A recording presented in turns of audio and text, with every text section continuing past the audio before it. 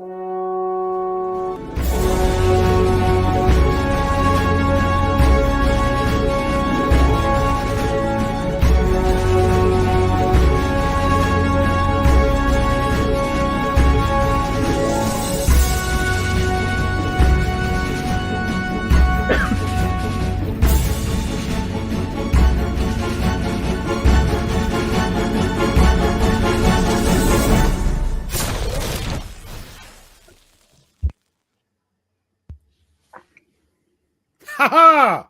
Hello, everyone.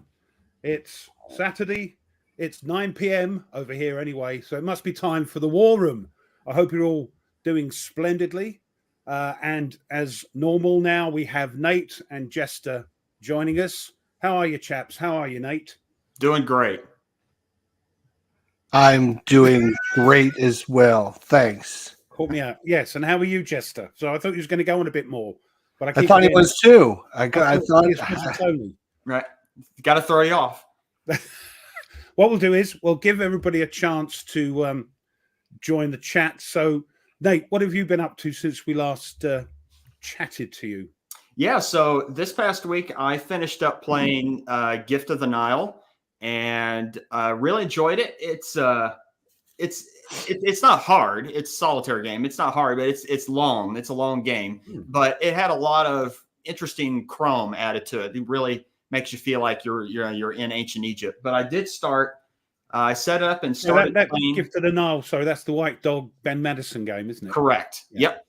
And then I set up and finally started playing earlier, actually today, Death in the Trenches, which is excellent. I really enjoy it so far. And this is also a Ben Madison game, but this is a hex encounter. Yeah. No, it's not proper. You know what I mean. Oh, you know yeah. what I mean? Jester, what have you been up to? Lots, I dare say. I was just counting. Since last we got together, I did 15 videos. I played, let's see here, Spirit Island. We played A Touch of Evil, Dark Gothic. We played The Touch of Evil, Castle Ravenloft rough. We played Castle Ravenloft the other day. Imperium Classics, Carthaginians versus the Romans. Nate, for you, my buddy. We played Fall Classic, and we finished our top 100 board games of all time this week. It's over with. We can now move on with the rest of our lives. Holy cow. We'll try and do a top 100 this sometime. Until you do the next one, Jester. Next year. Yeah.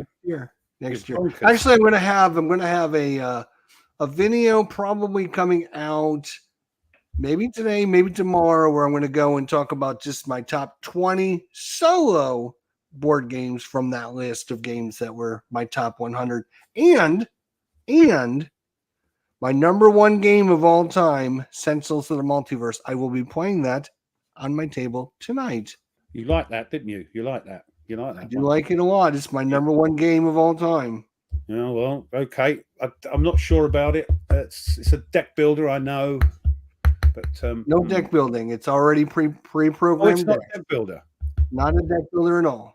Oh, so it's pre-printed packs, yeah? You get a deck of cards for each hero. That hero has the deck of cards. Ah, right. Okay. I'll have to have another look at it. Don't you dare. Don't you never. No. Right.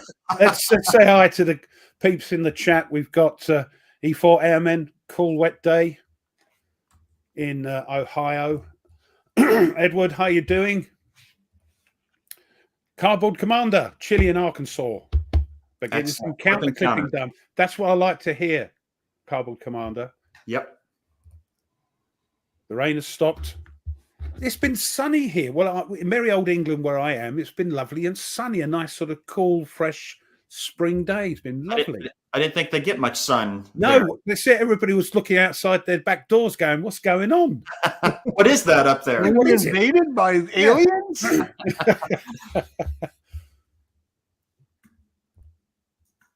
Christoph? There, see? There we go. Oh. Belgium, very close. Not too far away from us. Oh, New Jersey. Rain. You see, you've had our rain. What's going on? Oh, 72 in San very Diego. nice. Charles, well Ooh, done. San Diego. Here's the birthday boy himself. It's his birthday today. Oh, Mike's birthday. Happy Happy birthday, birthday. Mikey. And at least not banned on my channel. It's Dangerous Dave. How you doing, my friend? Ban him. Ban him. Ban him. I'll tell you what we might get. We might get a couple of people as admins in case we get another repeat of what happened last time I was on. Yeah, let's see. Yeah. Paul Dangle. How you, Paul, from Philly? David? Meandering Mike. Should we make him an admin? No. No? Okay. We need to ban him too. Oh, do we? All right. Oh, Aussie. Aussie, well done, mate. How you doing? Good day. You're Squeakies from Germany. Michigan. Hiya, Dow. We are an international. Wait. Did you say international show? Did you say Did you say Michigan? I think it's Michigan. Oh, says the people that say Birmingham. Birmingham. Yeah, Birmingham. get out of here. So it's a silent. It's like the. It's Lancashire. a silent CH. It's like a silent. It's like a silent CH, like the P in Bath. Is that right? Michigan. Yeah. Michigan. Right. It's that's the reaction I get when you miss Lenin. We can't let him in the country now. Up north, my friends. Hiya, Michael. Richard.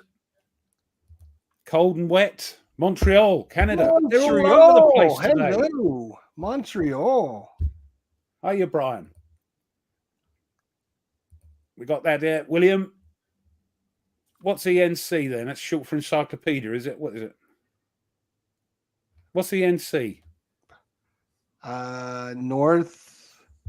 East North Carolina. East North Carolina. I don't know. All right, he'll tell us. William Bird. William with his West Ham. His icon. West Ham Football Club badge there. Who else we got? Daniel. Hiya. Larry. Oh. The Big Island. Hello. Never been to Hawaii. No. If you want to invite us out, we'll do a war room show from your house. Do a live show from your living room. How's that? Absolutely. We'll be more than happy to do that. Stephen. Who else we got? Oh, Extra Squeaky from Germany. Extra Squeaky. Thomas. Alan. And Gareth from my part of the world. Yeah. Sundry. Yeah, it's been sunny, hasn't it, Gareth? What's going on? Everybody's like, can't cope with it. Is it pronounced Cheshire? Get over it. All right. Just get over it. Cheshire. Put your crash helmet on and get over it. Right. Eric. How you doing? Who else we got? Oh, Kevin. We got Kevin, yeah. Edward. I think we've said.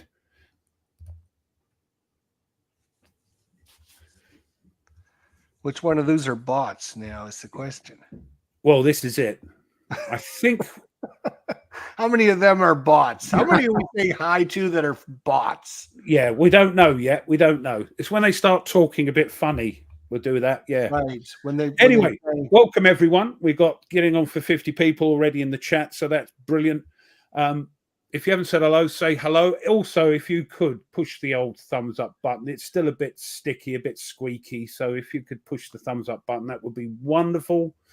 And help everybody along. So that's 1 out of every 4 people are hitting that like button. What's up with that? 25%. Not a very good ratio. No. How you doing from I was going to say sunny Scotland, but they're worse than us down here. But a beautiful part of Britain. Who else we got here? Dangerous now. Everything's pushing it. Yes, that's good to see. And Dusseldorf. From Dusseldorf. They're just piling in. So welcome everyone. Right. I know it's on my channel today. It was easier to do that because Nate's was going to do it, but it's easier for me to do it until everything's sort of sorted and settled. But it's his subject today. So Nate, I'll just pass it over to you and ask and let you know that people what today's subject is. Sure. So I wanted to really think about and talk about more continuing what we had discussed last week of, what motivated us to buy the games that we have. And that was a great discussion. And I wanted to follow up that with, well, after we buy the game, why is it that for a lot of our games, why we don't end up playing them? And one of the stipulations in this is that time can't be a factor in our decision. So like, why is it that, we buy a game, we put it on the shelf, and then we just leave it there for however long? I'm sure both of you have games that you've probably have never touched, and yet you've owned them for years. And there's got to be a reason for that. And so I'm curious or even something like, I know I'm guilty of this, where I've bought a game, it arrives, I'm super excited, take the shrink wrap off, I'll look through it all, I go clip the counters and everything, I set up the game, and then, no, I'm not really into playing this right now, and I immediately take it down, and I put it back on the shelf, and it sits there for however long, and yet, it just like a few hours prior, I was super excited about it, but then why did I change my mind? So that's kind of the topic and anything that's sort of associated with that for today. Okay, well, we'll start. I think people are starting to get into it already, but what we'll do is we'll do our usual stuff, I think, and then open it up to everybody. So thank you for putting in those comments. But we'll see. We'll see how we go. Yeah, lots to talk about with this one, and should be an interesting discussion. So, yeah, good subject, Nate. Good job. Yeah. So, thank you. We didn't ask you what you've been up to. Sorry. Let's talk about it. That's fine. I mean, usual malarkey. I've been mucking about with Escape from Stalingrad Z today to see. Because that was one of my games. They sent it to me, so I'll put it on my 10 games. It's World War II, Stalingrad, Germans and Soviets pairing up because for some inexplicable reason, zombies have arisen from the earth and are attacking the Germans and the Soviets who join up to fight them. A bit of a daft thing, but it's my sort of thing I like. So I've been mucking about with that. And it appears on first, not that I'm reviewing it, but on first, I haven't really got into it yet. It's more of a puzzly thing where you have to avoid the zombies coming at you by sort of trying to avoid them shooting them or whatever. So it's a little bit puzzly, but it does get a little bit bonkers after a while. So I've been playing that a bit today. I've also started to reread the musket and pike rules because there might be a Tony and Ruff live stream on Friday, and we might play a bit of musket and pike on the channel there. Hopefully doing one of the English Civil War battles, Edge Hill or something like that, a smallish one. So we'll see what we do with there. Go to the big one. Go to Naseby. No, not on Vassal, no. I'm starting to get my love for Vassal creeping up. I don't want to be put off by doing a blooming map that's all over the place like this. So nice little small map like we did with last time. Huh? What did you play last time? That was Men of Iron. The Norman Conquest. Norman Conquest. Okay. Yeah. That was a smaller map as well. And they're much, much easier to control and everything. So we might do that. If not, might do one of the Swedish ones. But that's the plan for this week. For next week, and hopefully start doing a bit of recording for Escape from Stalingrad so I can get that out, get that going, and then think about what next I'm going to be playing. Maybe, I don't know, Western Front Ace might have a go at that because I'm quite excited to do that. But luckily, with today's subject, there isn't much coming in. There's a bit of a lull at the moment, so I don't get that all shiny come in. So I'm hoping to get a couple of games going before the new shinies come in, because that's a big thing with me. Shiny. I mean, Ruff, what a rough estimate of how many games in your collection that you haven't played. Never played. Never played. Crikey. I would say about 10. Oh, okay. 15 maybe. Not as bad as I was actually. Not just because I've never been on the channel doesn't mean I haven't had to fiddle around with them and had a little play. So fair point. Yeah, because you can get a game out and move it around, but to video, as you know, right? And it's, you know, if you're in the chat and you do videos, it's a lot of work. So yeah. Jester, what about you? He's having a count up. You probably don't want to hear my answer because I'm probably an outlier that's going to skew your statistics. 0. I probably have. I did count them up at one point last year when I was doing my top 100 games, new games this year. Mm-hmm. And so I was trying to decide how many games do I have, how many do I need to get. At one point, I counted 236, but I believe it's more than that now because I've gotten a bunch of new ones in. So I would say about a fourth of my collection I have not played. Okay. So 25%, something like that. I don't know what mine about would be. 25 to 30%. Yeah. I'd say I'm actually right around there myself. Yeah, I mean, thinking realistically, yeah, maybe including the other games. Some of the non-war games I haven't played, haven't touched. So yeah, maybe about a quarter. But if you say never played, I've actually bought some games that I haven't played in a long time. So I've actually played them a long time ago, and I just haven't played them since I have it. Right. So there's a difference between never playing and never playing the copy you own. There's a big difference. Yes. It's like I've played, you know, if I get there's some games I've played that I don't need to play. I've got the copy, but I've played it online or something like that. So because Blue Tweezers teaches you how to play, and then, you know. Yeah, a case in point is, in fact, Red Storm. I've never got that out and played it myself because I've played it with Tweez, and also it's one of those maps that go up and down, and there's two of them, so it overhang my my table. So yeah, but I have played it, but I haven't played that actual copy. Yeah. Okay.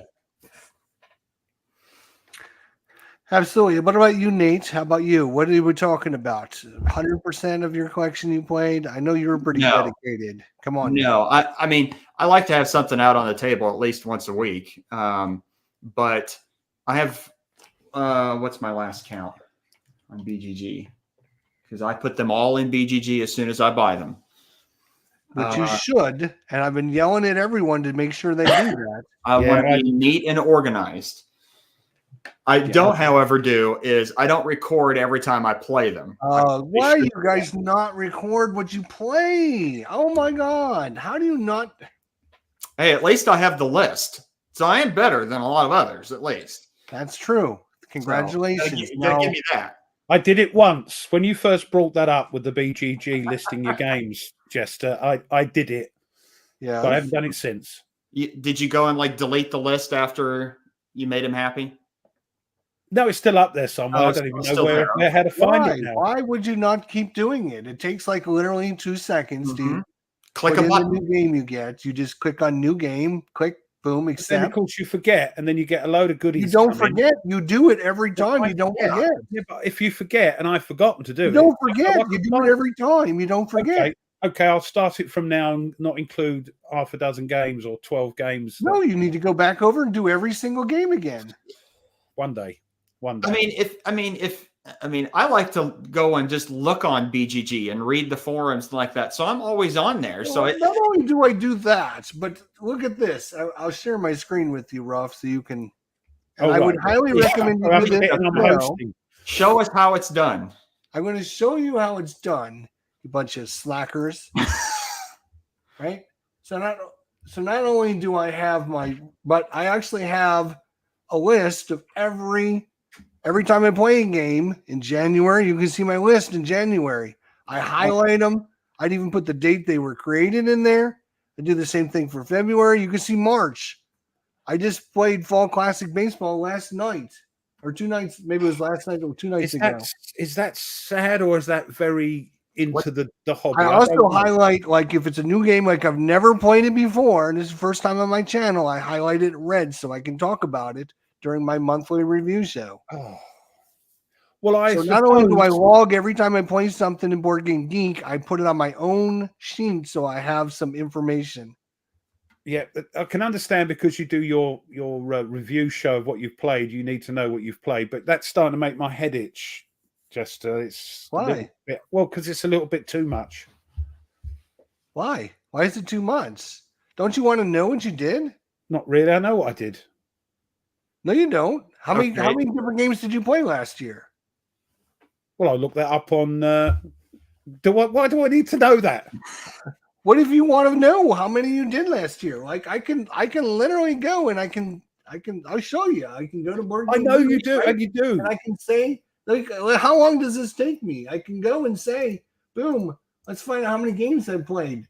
Oh, let's go by month. It'll be a little bit easier for you guys. Here's 2023. I can see every game that I played in 2023. I played 52 in December. I played 54 in November, 36 in October, 20 in September, because I was gone for 2 weeks. August, I played 42. July, I did 12. Man. June, 25. And if I want to know exactly what I played, I can go by date and I can click on it. And it'll show me every game I played. Here's Cthulhu. I played that last night. And then before that, I played Imperial Classics, Fall Classic Baseball. Here's Castle Ravenloft, Touch of Evil. Here's Dark Gothic, Spirit Island. I can see I played Spirit Island 3 times. Yeah, I do feel for our gamers in Australia. They don't have it, and we moan over here this side of the pond, but the Aussies and the Kiwis, that up on down the bottom of the world there, they do have a hard time. So Now, Ruff, I don't understand. Why is it that you're so hesitant to create organized list and create stats about your hobby? This is your hobby, things that you enjoy to do. I think I look at it the same way as people that think clipping counters is a waste of time to stop me playing the game. I could be playing the game instead of clipping or sleeving items in the box. So I look at it a little bit like that. I think it's I'm not a stats guy. I do enough. You want to know? I do enough. I want to know what I did. I want to keep track. I want to know. I've played Marvel Champions 76 times. I played. And good for you. And what has that done? Why? What info? Use that info in what way that you've played that game 76 times? So I know whether or not I enjoy that game. If I'm playing it a lot, I'm going to know whether or not I'm playing it. But then I can just assume. Let's say, for example, let's just say, for example, give me a good war game, Ruff. Give me a war game. I don't know. What do you play? Panzer Grenadier. We all like that. Panzer Grenadier. All right, so we're going to go Panzer Grenadier here. Let me look it up. I'll be right back.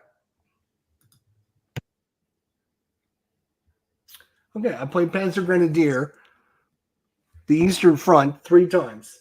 Now, obviously, I've got some other ones, so I've probably played some of the other ones in there several times as well. But I can know that it's I don't play that game a ton. I play it every once in a while. Yeah. But I can see that information, and I know it. The other thing is you can go, oh, I haven't played this game in a long, long time. Maybe I should play it again because I haven't played it in a long, long time. And this is what I do. I go, oh, I haven't played that game in a while. I think I'll play that. That's what I do. But you don't know when the last time you played it. Well, do I need to know that? Horses for courses. It's you're getting more enjoyment doing that, and that's brilliant. Never say never, because you know what I like. I change like the wind. So who knows? 6 months down the line, I'll be as a stat nut as much as you. It's not even a stat nut. It's just knowing what you've done with your life, Ruff. Do you not want to at the end? Don't you want to know what you've done? No, You What, don't my want to know. deathbed? You just want to assume you know what you're talking about. You want to Yeah, just it's a assume game. It's a game. you've done. Yeah. You would be surprised. I bet you would be surprised of all those games that you have, how many games you actually haven't played if you record them.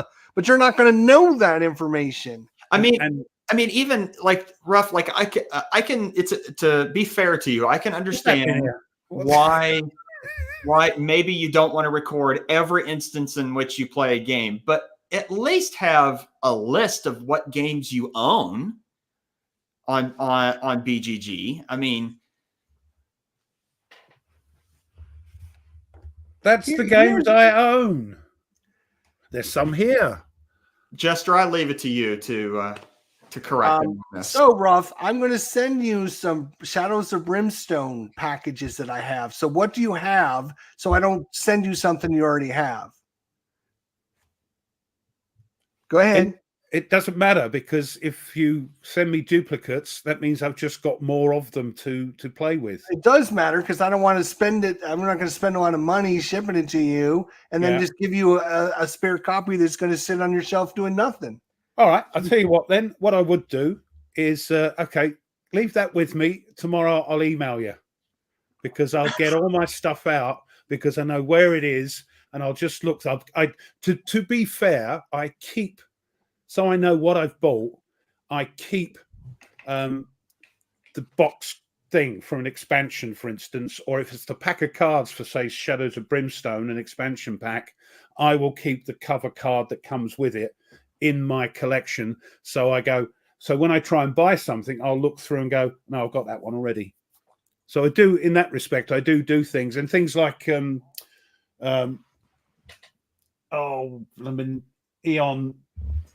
whatchamacallit it? Eon's End. Eon's End. When I bought the big boxes are easy, yeah. But when I buy an expansion, I'll cut out the front and keep that in the box. Right. Make a list somewhere else, not on BGG. Just saying these are the expansions I've got. I did that with Eldritch Horror. You know how hard it would be. It would take you less time than cutting out the little thing. You would just go to BGG and click on I own this game. It's literally what I do, or I go on my computer and look at my little notepad file I've got for the game and see what expansions I've got, which is what I did. When your computer crashes and you lose that file. Yeah, that has happened. When your 1980 computer calls. Yeah, it does. I say, have a pop, you two. Have a right old go, just because I don't conform, But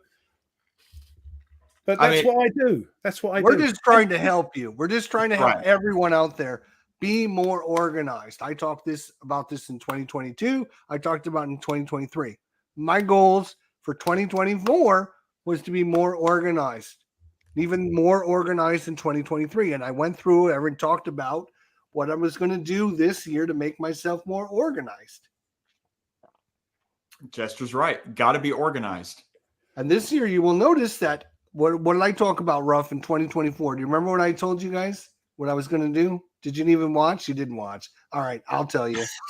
Because he's giving me that blank stare like I have no idea what he's talking about. I'm just shell-shocked at the sort of bum spanking I've just got for not, We're not bum spanking you. We're just trying to help you out, my friend. We're trying to lift you up. We're trying to lift you up. A common phrase of where I live is, well, bless your heart. Yeah. We're just trying to lift you up and trying to make you a better man. So at the end, when the end comes, and look at you, it's not going to be too much longer. You know what you did while you were here. Do you see what I have to put up with?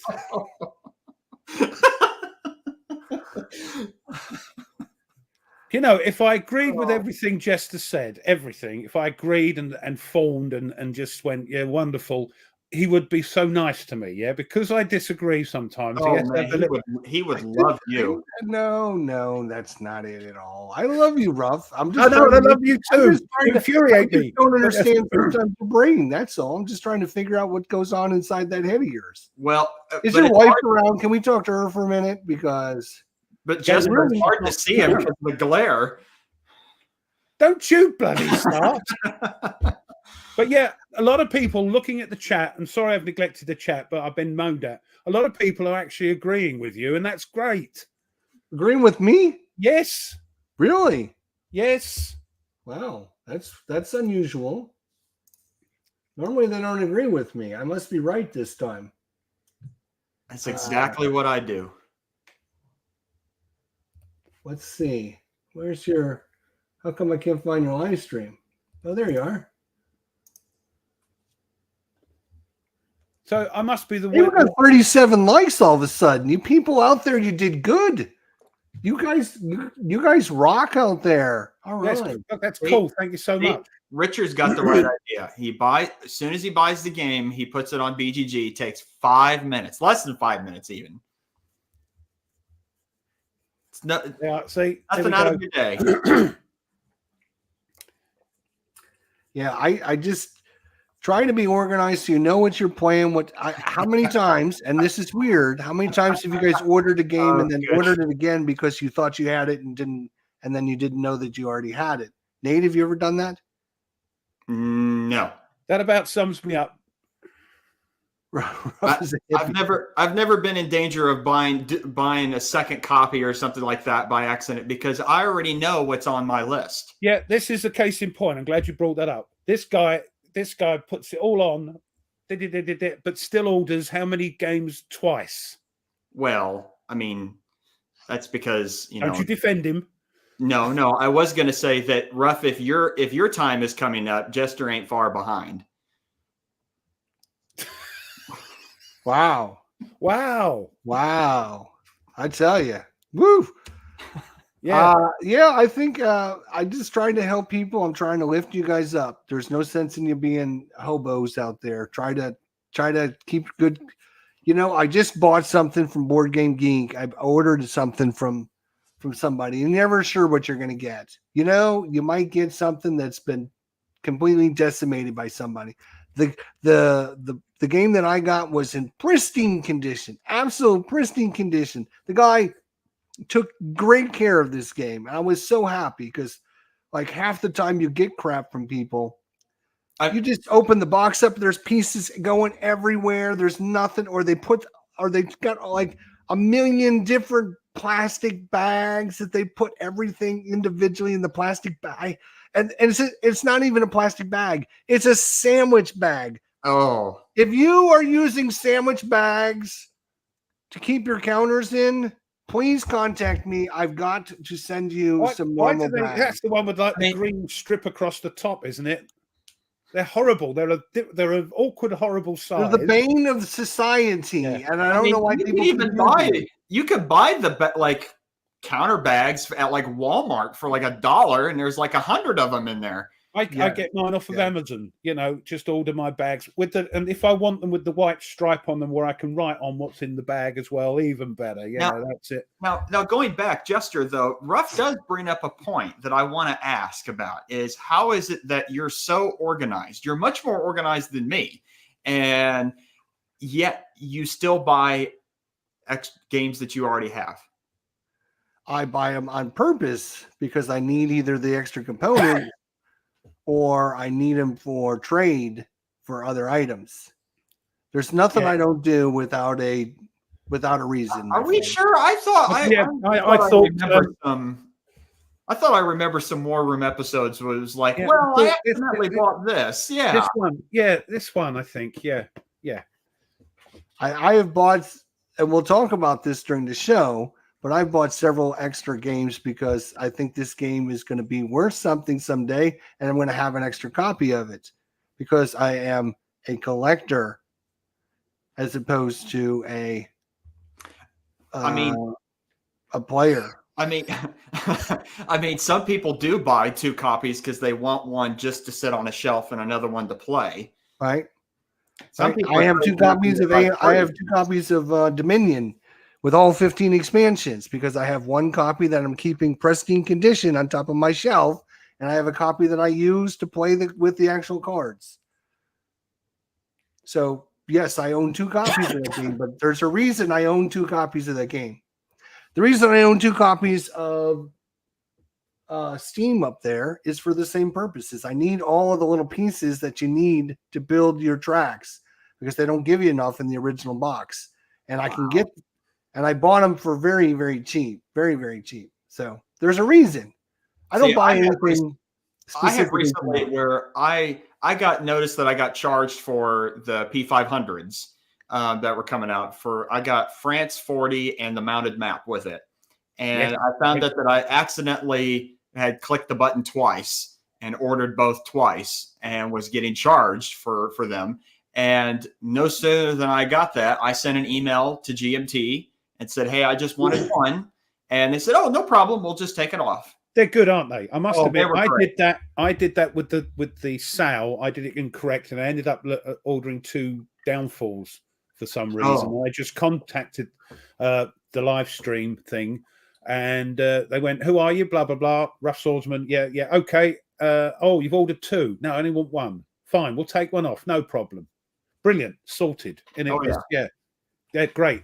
I tell you, this would be one of the reasons maybe I would record what I've played, because Dangerous Dave makes a point.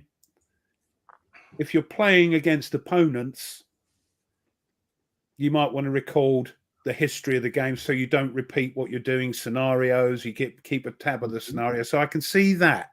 Yeah, I can see that being. You know what else you can do? You can keep track of your 10-game list from the War Room on Board Game Geek, which several of our great subscribers have done that. They have a little, what is it, a post or pin, whatever they call it over there on Board Game Geek, where they've listed the 10 games that they're going to be playing on our little War Room challenge.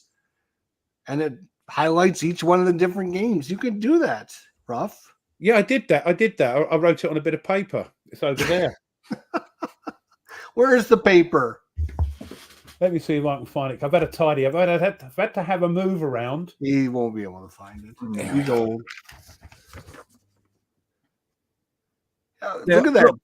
Look at that. It's crossed off. Oh. That one's crossed off. I mean, now, some people don't consider that you've actually played the game until you've done everything in the box.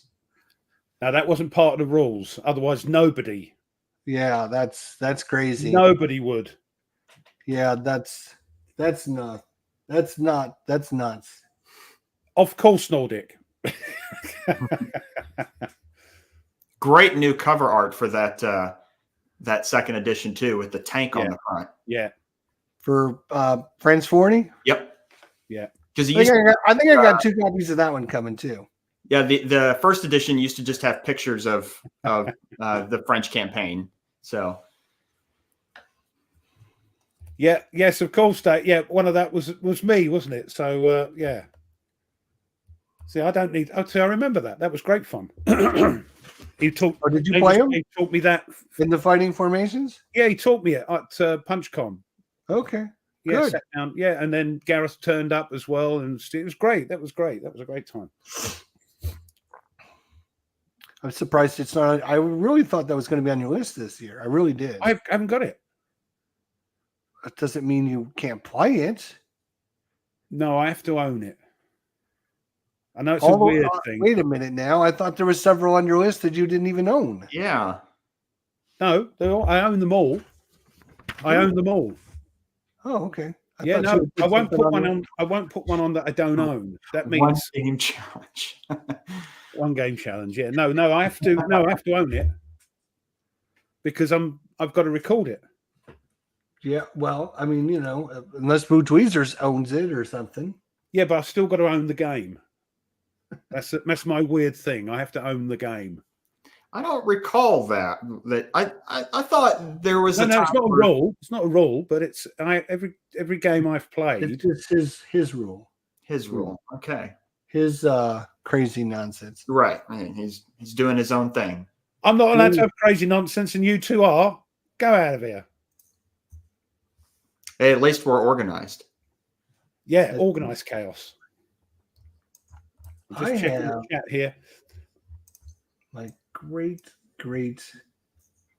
You guys did well in your Jester's Jeopardy last week, and so I had to make it a little more difficult this week for you guys because I'm afraid you get it too quick now. Yeah, so we're gonna have to ramp up the difficulty. We struggled a bit last week. I thought we did too. Yeah, I don't think that was an easy ride last week. It wasn't. I Oh my think God, that- what was the game? I'm trying to remember. Somebody refresh my memory. Oh, it What's was the game last week? Was it the Devil's Cauldron, or was that 2 weeks ago? It was. No, 2 weeks ago was Mrs. Thatcher's War. Trying to What remember was it last week? It wasn't that I can't hard. remember what the game was. It was it was 1775. That's right. Yeah, it was. My brain is Columbia Games. No, not I Columbia. don't need Academy to do Games. all this stuff and keep it, keep everything on Board Game Geek, and I still do it. So imagine if your brain was as good as mine, you wouldn't need to do it. I tell you what, I'd rule the world, Jester, if my brain was as good as yours. I know. I would be ruling, taking over the world. It would. Yeah, it was. I'm doing that slowly. I can't remember the game company. It's Uber, isn't it? Academy Games. Right, that's it. Yeah, that's right. Shall I do my history? Sure. Let's do your history. Get that out of the way. Weird. It's quite heavily. There's a little bit of airplane stuff in this. And Thomas is not here today, so. Okay. So 1847, we start. Mexican-American War, the first large-scale amphibious assault in U.S. history, is launched in the siege of Veracruz. That's today. Then we move forward again. 1862, American Civil War. USS Monitor and the CSS Virginia, which was rebuilt from the engines and lower hull of the USS Merrimack, fight to a draw in the Battle of Hampton Roads, the first battle between two ironclad warships. Excuse me. 1916, the Mexican Revolution. Pancho Villa leads nearly 500 Mexican raiders in an attack against the border town of Columbus in New Mexico. Then we whiz forward to 1939, and the National Socialist government, the Nazis in Germany, announces the formation of the Luftwaffe in defiance of the Treaty of Versailles. So that's when they started it off as a glider club or something, but these gliders had engines. 1942, World War II, of course, the Dutch East Indies unconditionally surrender to the Japanese forces in Kalajati, Subang, West Java, and the Japanese completed their Dutch East Indies campaign. So this campaign, the Dutch East Indies campaign of 41-42, was the conquest of the Dutch East Indies, present-day Indonesia, by forces of the Empire of Japan in the early days of the Pacific Campaign of World War II. Allied forces attempted unsuccessfully to defend the islands. The East Indies were targeted by the Japanese for their rich oil resources, which would become a vital asset during the war. The campaign and subsequent 3.5-year Japanese occupation was also a major factor in the end of Dutch colonial rule in the region. 1945, World War II, a coup d'etat by Japanese forces in French Indochina removes the French from power. So what's all that about? The Japanese coup d'etat in French Indochina, known as Operation Bright Moon, was a Japanese operation that took place today, 1945, towards the end of World War II. With Japanese forces losing the war and the threat of an Allied invasion of Indochina imminent, the Japanese were concerned about an uprising against them by French colonial forces. So despite the French having anticipated an attack, the Japanese struck in a military campaign, attacking garrisons all over the colony. The French were caught off guard, and all of the garrisons were overrun, with some of them having to escape to nationalist China, where they were harshly interned. The Japanese replaced French officials and effectively dismantled their control of Indochina. The Japanese were then able to install and create a new empire of Vietnam, Kingdom of Kampuchea, and Kingdom of Luan Prabang, which under their direction would acquiesce with their military presence and forestall a potential invasion by the Allies. 1945, World War II, American forces carry out the firebombing over Tokyo, destroying most of the capital and killing over 100,000 civilians. So that's the Second World War. Then we've got a bit of aircraft stuff. 1948, the first flight of a plane called the Gloucester E1 or stroke 44. That's a great looking plane if you want to look it up. Progress on the new fighter was slow though. Gloucester concentrating on the development of the production of the Meteor. And on March 9th, 1948, the second E1-44 performed its maiden flight from RAF Boscombe Down. Testing revealed unpromising performance and characteristics, and Gloucester recognised the Meteor, which again was a great plane, as having more development potential, and the aircraft never entered production. Bit sad when you read about that. 1949, first flight of the Avro Shackleton. The Avro Shackleton is a British long-range maritime patrol aircraft which was used by the Royal Air Force and the South African Air Force. It's a prop plane. It was developed by Avro from the Avro Lincoln bomber, which itself had been a development of the famous wartime Avro Lancaster bomber. The Shackleton was developed during the late 1940s as part of Britain's military response to the rapid expansion of the Soviet Navy, in particular its submarine force. Produced as the primary type equipping RAF Coastal Command, it was initially called Type 696, and it was initially designated incorporated major elements of the Lincoln as well as the Avro Tudor passenger aircraft, and was furnished with extensive electronic suites in order to perform the anti-submarine warfare mission, along with a much improved crew environment to accommodate the long mission times involved in patrol work. It was decided that the Type 696 will be named Shackleton in service after the polar explorer Sir Ernest Shackleton. And during the 1970s, it was still used in the 1970s, the Shackleton was replaced in the maritime patrol role by the jet-powered Hawker Siddeley Nimrod. During its later life, a small number of the RAF's existing Shackletons received extensive modifications in order to adapt them to perform the airborne early warning role. The type continued to be used in this support capacity until 1991, a prop bomber, when it was replaced by the Boeing E-3 Century AEW aircraft. And lastly, another aircraft one, 1986, first flight of the Yakolev Yak 141. The Yak 141, which was called by NATO Freestyle, also known as the Yak 41, is a Soviet supersonic vertical takeoff landing VTOL aircraft designed by Yakolev. Intended as a replacement for the Yak 38, it was designed as a supersonic fleet defense fighter capable of short takeoff and vertical landing, and VTOL operating from Soviet carriers. 4 prototypes were built before the Soviet realized they had no money and had to cancel the project. So there we go. Another good looking plane. I think it flew at the Farnborough Air Show in 1992. So it's still around, but was never developed as a sort of aircraft for the Soviet Navy. There we go. That's what happened today. Wow. All right. Very cool. We're never going to get any of this ancient history for Nate, I don't think. Sorry? We're never going to get the ancient history for Nate because Well, it's kind of hard with specific dates.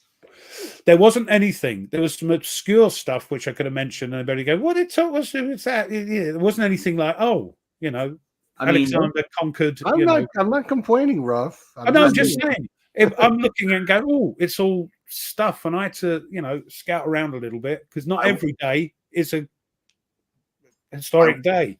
I will say one of the most important days in the entire ancient world is coming up this week. Looks like Kevin was there at the air show. Remember, it's March. Some guy ended up getting killed in March. What, infamy? They've all got it infamy. Julius Caesar? Beware the Ides of March. Yeah. Yeah. Sorry, What that was day from was that? Carry On film. Sorry. The 14th.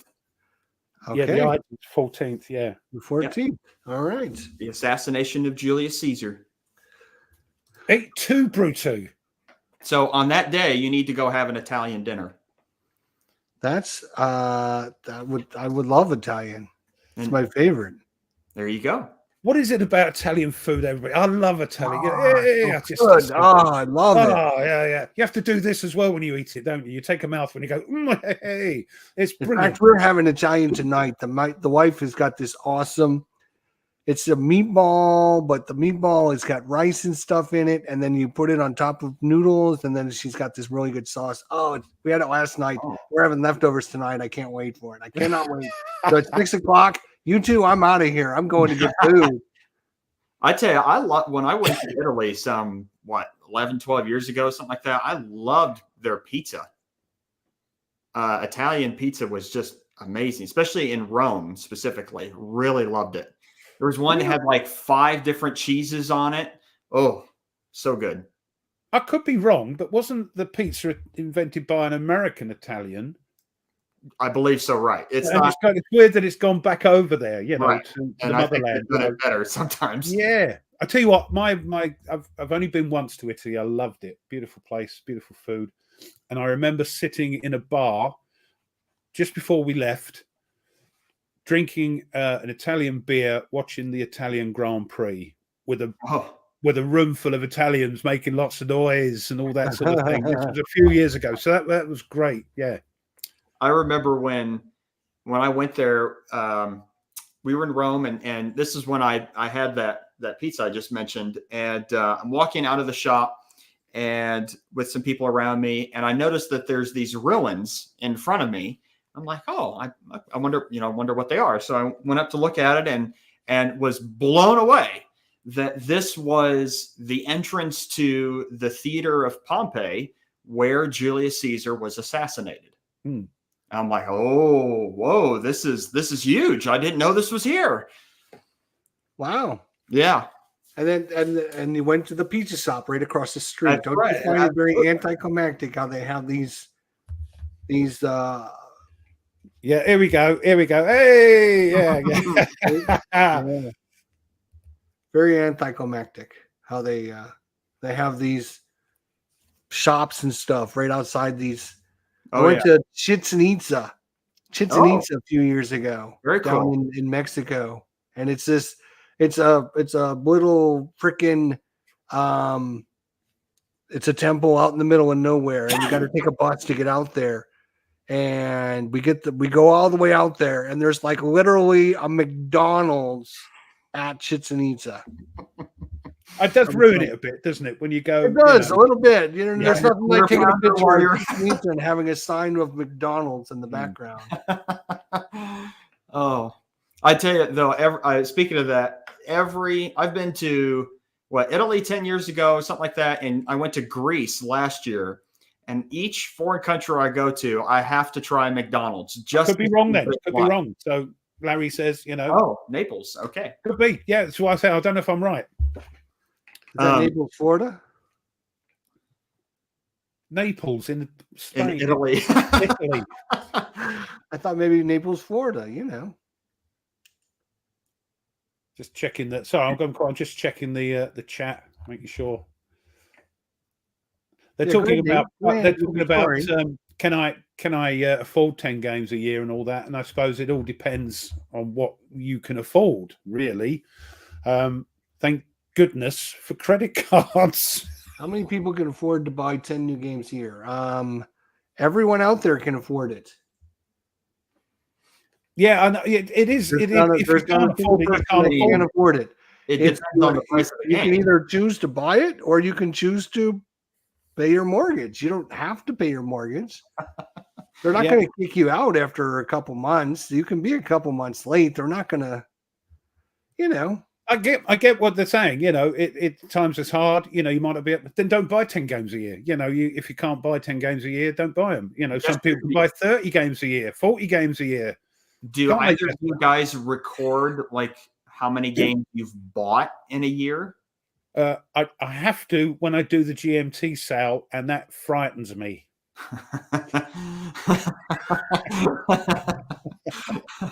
That'll be my goal for next year. That's a good point. I should probably keep track. I'm going to start keeping track of that. Actually, starting today, March, I will start keeping track of that. I mean, you could just go on your credit card report. Games. I can afford maybe 2 or 3 games a year at most. It doesn't have to be 10 new games, does it? It doesn't have to be 10 new games, just 10 games. Yeah. You don't need to. You don't have to do 10 games, Math. 10 games, 10 games. Yeah. Math, fun and games. How many games do you own? Do you own more than 10 games? If you own more than 10 games, you can do that. You're in. And you can do the same 10 games every year as long as you play them. That's it. Now, I don't have to. You don't have to have 10 new games. No, and it wasn't the rule that you have to even own the game, but play it with someone else who owns it. Yeah, that's just my thing. I have to own it to play it. That's my thing. Math, fun, and games. You can get on and play with somebody else, and Nate's always looking for somebody to play with. Of course. We're all looking for something. All you have to do is go onto the Tack Up Facebook page and say, "Hey guys, anybody want to teach me or play so and so?" I think Jester was implying I have no friends. No, that's me. Oh, okay. Yeah, don't worry, that's me. I'm confused. I'm sorry.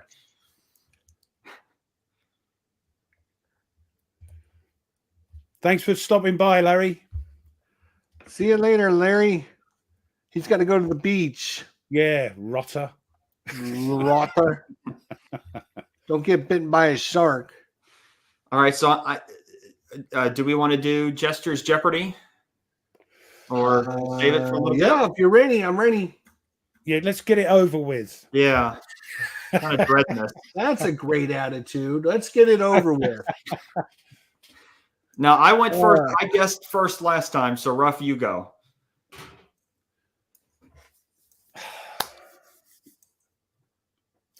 Yeah. I mean, this is the best time of the week for everyone. This is the best time of the week for everyone. Here we go. Jester's Jeopardy. Get your picks in now, boys and girls. Do you know what? We've got 61 people watching this nonsense, and we love you all. There's nothing you can do about it. I love Mike's question. It's bigger than a bread box. Yeah, that's the American. What's that mean? So there's a 20 questions game, and that's the first question everyone asks. Mm-hmm. Is it bigger than a bread box? In America. Oh, I see. You're right. Which would be that was like kids growing up. That would be the first question we would ask. Is it bigger than a bread box? And like as a kid, I have never literally seen a bread box, so I have no idea what it is. And who knows? Maybe the guy that came up with the phrase was from Michigan. No. Actually, he was from Leicester. Yes, I thought he was from Cheshire. I thought he was from Albania. No, wait. Algiers. You can't even remember these own things here. No, his parents were from Blenheim. So, all right, Ruff. Right, question away. You got to focus. Use your brain. You can do this. I don't have anything to drink, so don't say that one name. What do you mean? No. Lock and load. I'm the oddball out. Right. Oh, Nate. How did you not show up to the show without a drink? Well, I finished it before we got to this part. Sorry, don't you get another one? I don't. Anyway, first question. Well, I could, but I didn't want to leave. I mean, you could be like Ruff and just have your big bottle right there. I've got my bottle here. Look. At least it's a bottle. My first thought was it was a box. It used to be, and I got the piss taken out of me from Tony. He called it. What do he call it? Car Bordeaux or something. Yeah. So yeah.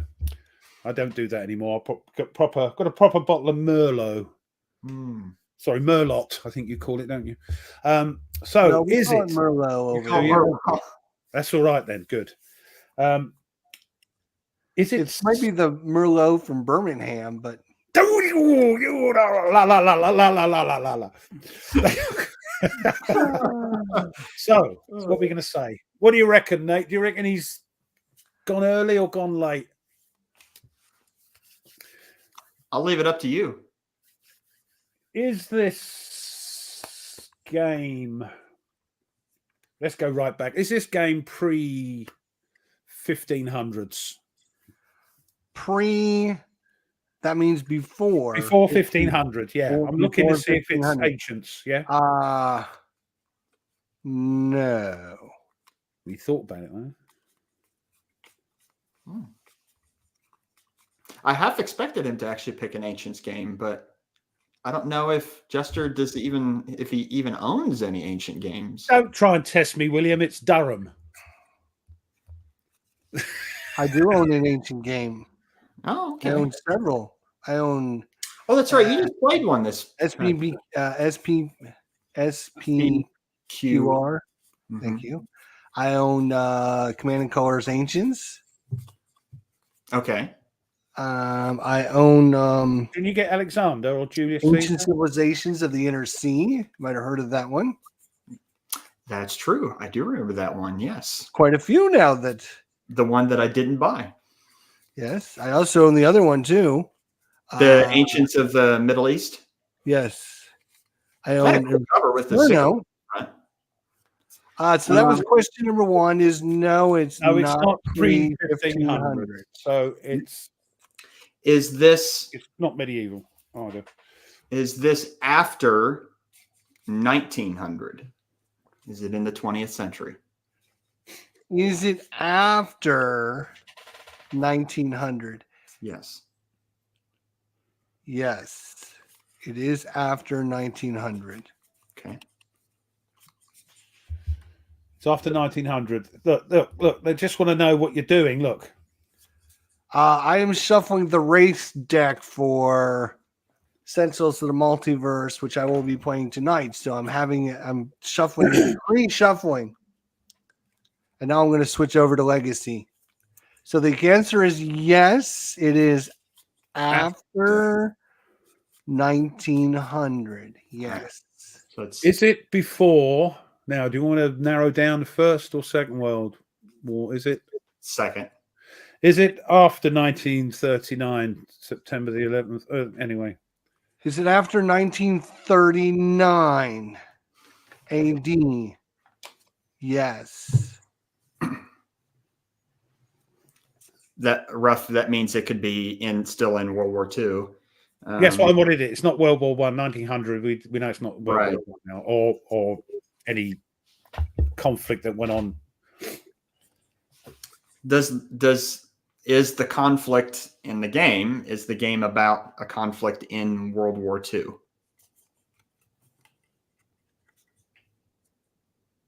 No. Okay. So this is after World War II. So it's in the Cold War. Well, no, it could be. I didn't say it was after World War II. I just said it wasn't pre-1939. Well, No, my question was, does it take place within World War II, which is 39 to 45? And you said no. No, correct. So it has to be after 45, which means it's in the Cold War now. Well, it could be the Korean or the Vietnam War, or right, which is still in the Cold War, 45 to 91. Well, let's start 45. Yeah.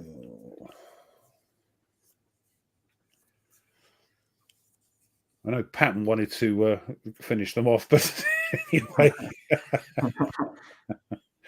So it's after 45, yeah? Mm-hmm.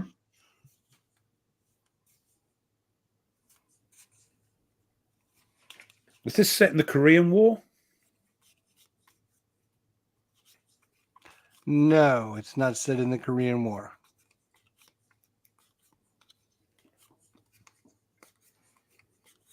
How about this? Does the game take place on the continent of Europe? No, it does not take place in the continent of Europe. Okay. Narrows down a lot of games. Again, could it be Vietnam? What It else? could be. What else went on in other parts of the world? Asia, we got Vietnam, we've got We have Gandhi and the yeah, is that a war game though? well, Some people may right. look at it like that. I don't.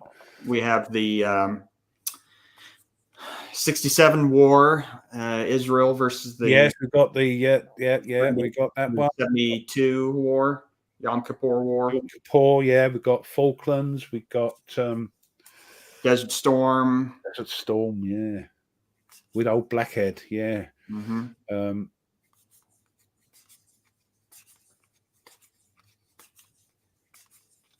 I don't think there's any games on the Suez Canal crisis. Well,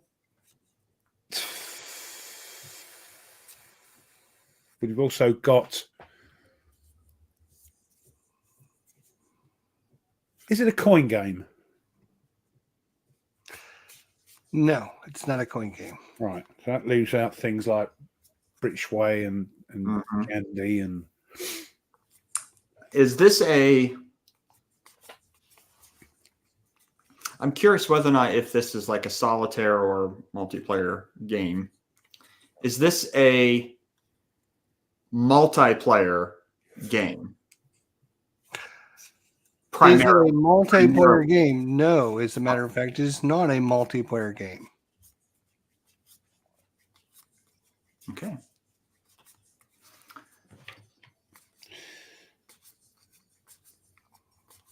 I do have a poker face today. I've learned from my mistake. I'm thinking that sort of thing as well. Is it a? I've learned if I answer too quickly, they've learned now. Oh, we're not even close. But if I take a second, just 2 seconds to answer, then they figure, oh, that's not anywhere close. But if I answer quickly, then, oh, wait a minute. There, we're getting somewhere now. Yes. They are wags in the old chat, aren't they? Oh.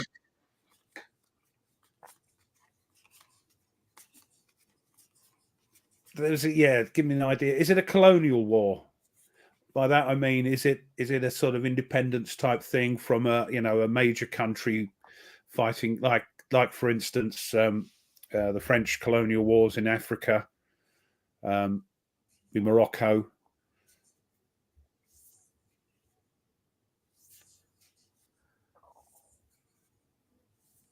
Rather than two major countries fighting, is it more like a colonial war where people are fighting for their independence? I don't know what you're goading for, so I'm not sure how to answer this question. All right, okay. Is it set? No, that's fair enough. Fair enough. You'll see why at the end. You'll understand what I'm talking about.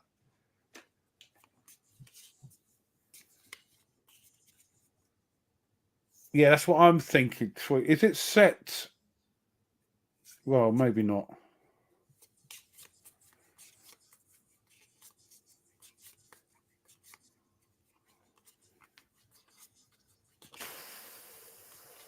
Is it set in Africa? No, it's not set in Africa. Get rid of that. Angola gets rid of Morocco. Yep. Gets rid of there's a Rhodesia game. Yeah, gets rid of all that. Yeah. Which is a solo game, isn't it, from White Dog, that one? Mm-hmm. I am curious about the company, the publisher. Mm-hmm. Is this a White Dog game?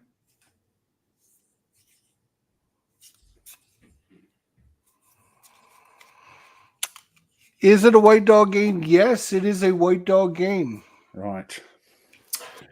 I have an idea now.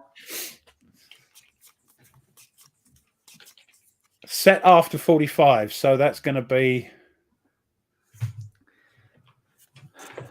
This could be.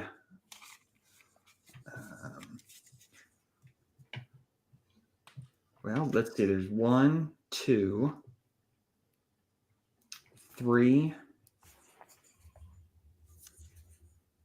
4. We're trying to guess his blooming game, Clark Commando. 5. No, he said, yeah, it's not in Africa. There's 6 games from them that's set during the Cold War, or at least after. One I want to get my hands on is the NATO one. The what's it called? The Lost Valley? No. It's set in the sort of Europe. No, but he said it's He not. only asked if it was part of Europe, and I said no. It's not. So it's not that one then. No. The one that Tony's played. It's a solo game. Is it set in the Falklands? No, it's not set in the Falklands. No, it's not Mrs. Thatcher's War then. Well, we did that 2 weeks ago. I don't think he would pick it again. So it's in one ear and out the other with me with these games. It's just they did do a Vietnam one, didn't they? Yes, they have Vietnam Solitaire. Yeah. Is this Vietnam Solitaire? Is that the title you're going with? Correct. That is the title of the game. No, it's not Vietnam Solitaire. Sorry. I was not aware of that game, so it could be. It can't be the Gorbachev. That's in Africa as well, isn't it? It can't be that one. Mogadishu, yeah. Mogadishu, yeah. It could be Gorbachev. Yes, still is that Europe or is that Eastern Europe? Is he going to? Well, it's technically both Europe and Asia. Yes, depending how far east you go. Mm-hmm. But it's not set in Africa, so it can't be the Mogadishu game because can't be the Rhodesian one. It can't be like Irish Freedom. That's their game on the Irish Civil War. It can't be that. Well, is that Europe? Well, part of it is, but yeah. part of the EU. It can't be the White Tribe. No, that's Rhodesia. I'm thinking it's the Lost Valley, the Siege of Diem Phu. Yes. Whose go is it? Yours. Sure go.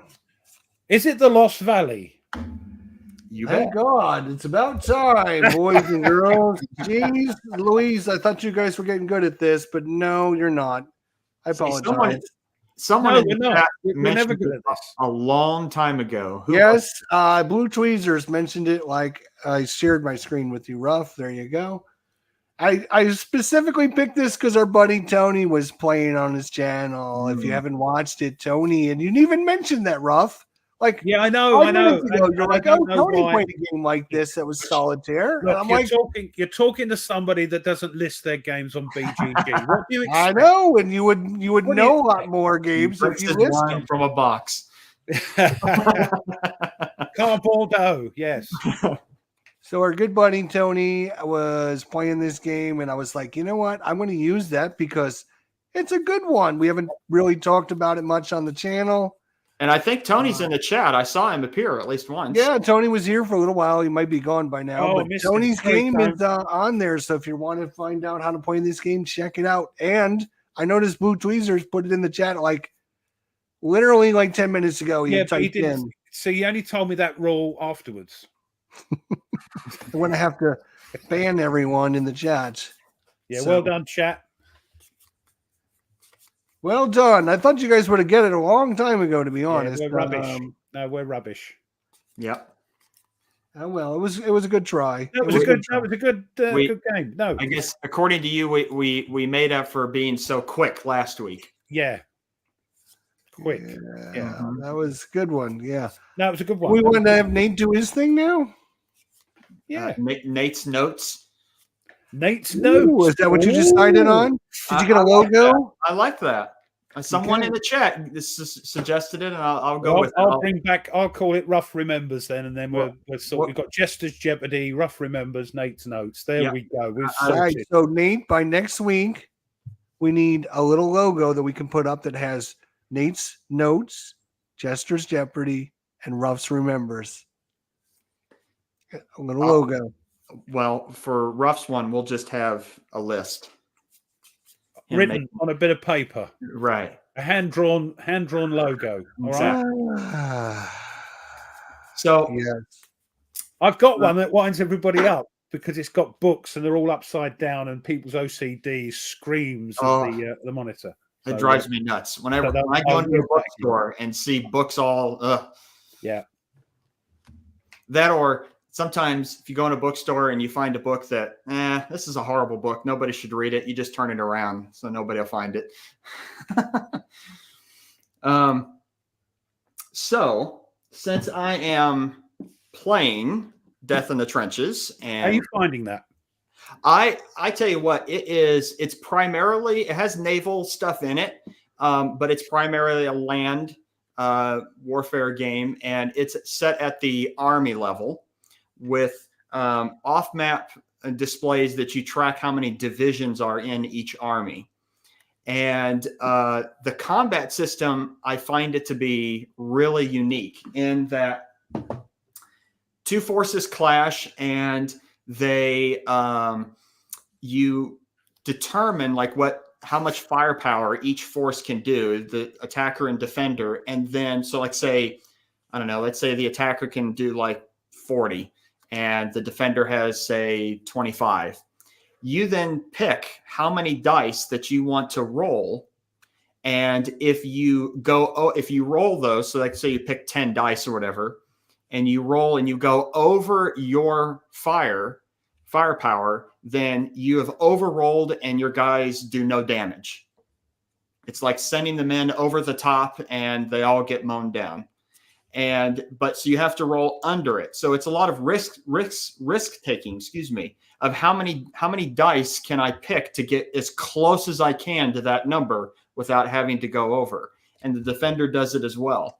And super neat. Plus the game is driven by upwards of 500 different events that can happen. So World War I can happen very differently in every single game, which is super cool. In my game, August 1914, one of the first events that popped out in the game was that Romania fell into a civil war, and they more or less withdrew from the conflict. So you don't have to deal with Romania. And then there was one of the other events that happened was the King of Belgium apparently had personally tried to intervene to allow the Germans into Belgium, to cross through Belgium into France, but his attempt failed. And so Belgium was at war. So it's interesting. I'm still early in the game, so we'll see.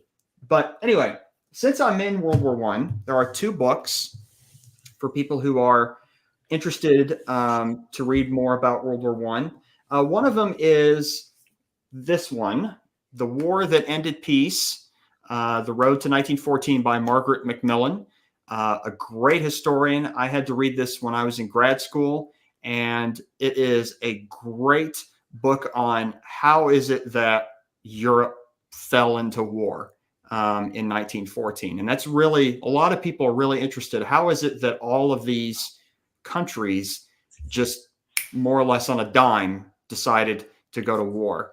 And she provides a lot of really fascinating information about it.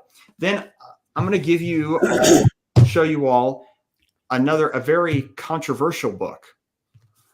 This one called The Pity of War by Niall Ferguson, about World War I. Here, he is making an argument. I'm not sure if I agree with it, but see you later. Thanks for stopping by.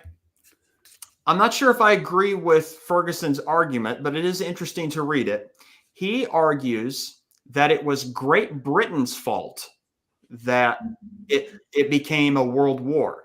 I've been saying that for years. Dear, oh dear, oh dear. And if Great Britain had stayed out and not came to the defense of Belgium in August 1914, then the Germans would have quickly overrun France and it would have been like the 1870-1871 Franco-Prussian War, and the Europe would have more or less gone back into relative peaceful state very quickly. The war in the East wouldn't have taken as long, and World War I would have been over very quickly. But Great Britain's involvement turned it into a world war and ensured that it would go on for a long time. Now, I don't know if I buy the argument. In fact, I lean heavily against it. I think it was it wasn't it. You just couldn't not have the war. I think. Right. So, yeah. You know, I mean, there were plenty of people not writing back then. Things going on. Yeah. Plenty of people writing back then that expected, like, the world to collapse into war. Like they were. Some of them were almost anticipating that to happen. They wanted that to happen. So anyway, interesting argument. Yeah, interesting. Well, yeah. So pick on the Brits, Yeah, okay. But yeah, well, very interesting. I can relate to that to a hockey scrum, right? If you have, and we'll just say a really big guy, right? This happens all the time. You can see it, right? You got a big guy on a team. We'll say that is Germany, right? And he goes and hits somebody, right? And he starts punching them. And he's just a little guy like France or Belgium or whoever you want to put in there, right? What happens? The little guy looks to all of his buddies and says, help me, help me. And what happens? The other guys come into the scrum to help him. And then everyone that's on the ice is now engaged in the fight. You can see this happening in hockey. It's the same thing that happened in World War II. Yeah, I suppose you could say that it wasn't cricket for the Germans to do what they did, and we always look after, fair play. The Brits and the English, it's an inbred trait, that fair play is utmost. Same thing happened in 39 with Poland, the little guy, and we said, no, you've got to stop this. So I will say, with what Blue Tweezer says in the chat, yeah, I remember this back in 2014 on the 100th anniversary. He had a discussion panel. It was really good. A bunch of historians just arguing back and forth with one another, but it was quite funny too to watch that. And Ferguson did. I thought he kind of held his own. At least he did a decent job trying to defend his argument. He wasn't wrong though, was he? Because it did. Well, I mean, here's the thing: state. Germany is beating down the little guy, and if no one comes to him, then yes, everything is fine. But then you literally have a guy that's been beat up for no reason by a bigger guy. And now the bigger guy goes, well, if you're not going to do anything when I beat up this guy, I'm going to go beat up this guy. which is what happened in World War II as well. Exactly. I didn't get stopped here. I'm going to try this. And eventually we said, no, hold on. And unfortunately that dragged us into a Second World War. But if not, we could be speaking German now. So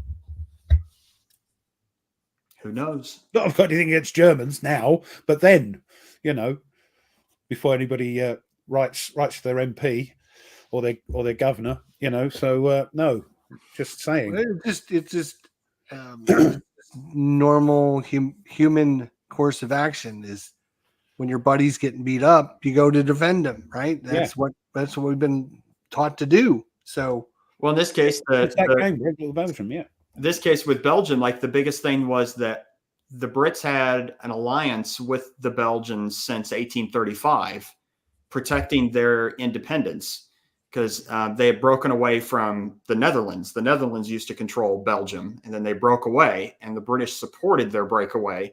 And the question in the British cabinet at the time in 1914 was, do we honor an almost 100-year-old piece of paper and send our guys to go to war, knowing probably that Belgium is more likely going to get overrun than not by the Germans? It's lost anyway. Yeah, but it's the principle of the thing. It's the British thing. Same with the Poles. We had an agreement with the Poles, and Norway. That's why Norway still sends us a Christmas tree every year that we put up in Trafalgar Square. because of didn't the know Second that. World War. Yeah, because of our Well, that's nice. yeah, because we stuck up for them. And Is it is it like next to the column with Nelson on it? yeah. Very cool. Yeah. So there we Do go. we Yeah. want to get into our subject matter now? It's almost 5:30. Good grief. Oh man. Okay. Yes. So, I mean, in continuation with last week's of what motivates us to buy a game, now we're curious of why is it that after we buy it, why don't we play it? Or if we do, we put it on the table, we set it all up and everything, and then don't end up playing it. Why is that? And for one of the parameters for this discussion is we cannot say that time is a factor. It can't be, well, it's going to take me so much time, things like that. That can't be a factor. So what do you think, Nate? Well, I would much rather hear from you guys first. Jester, go ahead first. Okay. So why do I get these games? Finally decide to clicks in. I want to buy it. I'm going to get it to the table. It shows up. I've got probably 35 to 40 games still in the shrink wrap here. Somewhere along the line, I bought these games. Why don't they get them to the table? Right. You got to. Well, there's several reasons. There's not really one reason. I would, and I've talked to Thorough about this actually before we came on live, and we kind of were talking about collections and buying and selling and using your games, and why do we not use the games?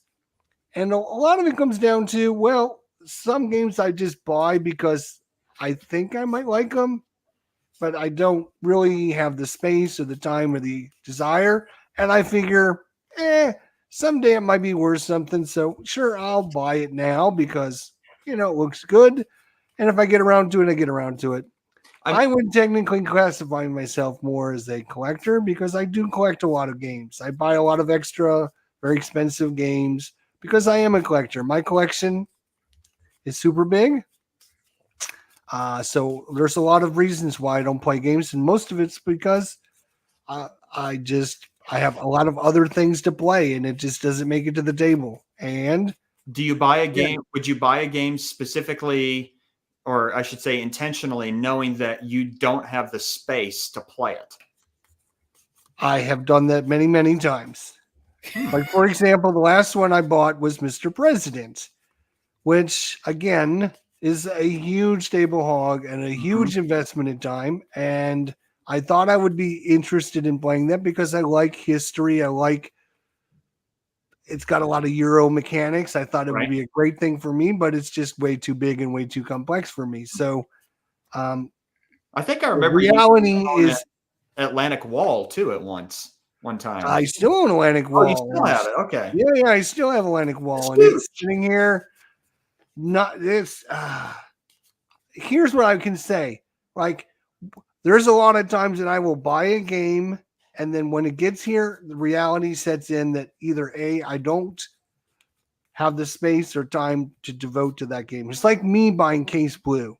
Like, oh, this sounds great. People love it. Oh, it looks interesting. I get the game, and I would look at it and go, nope. And I would literally put it aside because there's no way I'm ever going to play that game.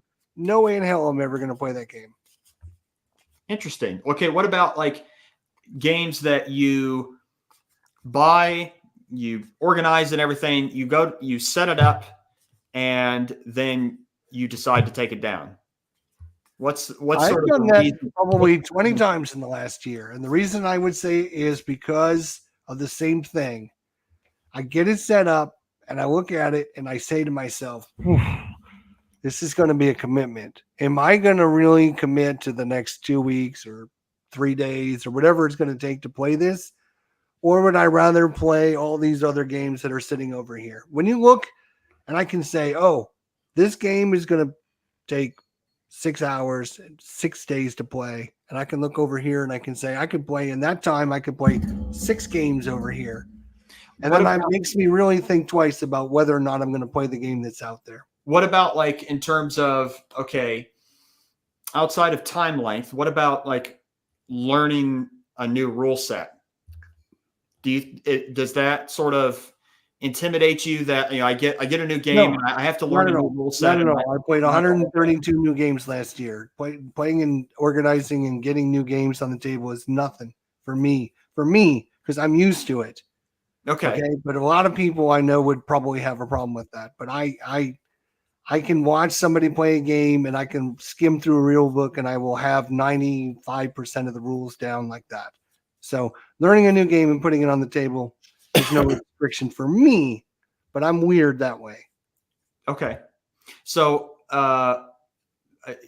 does what about like do you ever get motivated? Like I'm assuming, I don't know, motivated to either play a game or even not play a game or put a game away that you already have out based on what you see other people doing, like on YouTube, like what other YouTubers are doing, or you see like on Facebook, things like that, like on the Tack Up group? Yes. I've actually had several games that I had thought about playing, but either Ruff or Tony at the time was playing it or playing its sister game. And I was like, I don't like to take away from what other people are doing. Mm-hmm. So like if Ruff is playing the Hunters, like I would not play the Hunters, not because I don't like the Hunters. It's just because Ruff is playing it. I'd rather have people go watch his plays than kind of saturating the market. I think in that point, I think we're all like that. If one of us in the wargaming club, whoever they are doing a video, we'll lay off, until they've. I try to. I don't consciously. Yeah.